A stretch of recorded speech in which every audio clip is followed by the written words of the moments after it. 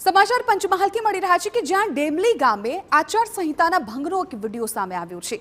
ગ્રામ પંચાયતની ચૂંટણી વચ્ચે આચારસંહિતાનો ભંગ થયો છે। સરપંચ ઉમેદવાર મંજુ ભરવાડે જાહેર સભા યોજીને પ્રલોભન આપ્યા।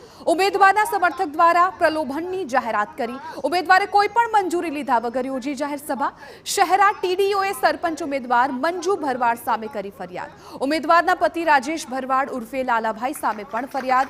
ચૂંટણીની આચારસંહિતા ભંગને લઈને પોલીસ ફરિયાદ।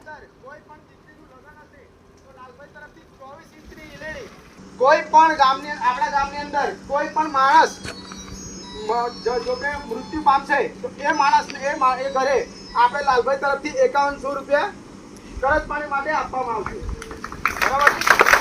અને બીજું કે ગામની અંદર કોઈ પણ દીકરીનું લગ્ન હશે તો લાલભાઈ તરફથી 24 ઇંચની ઇલેડી ફ્રી આપવામાં આવશે, બરાબર। અને બીજું કે લાલભાઈ તરફથી કોઈ પણ ઘરે લગ્ન હશે તો અડીમણનો કટ્ટો ફ્રી આપવામાં આવશે।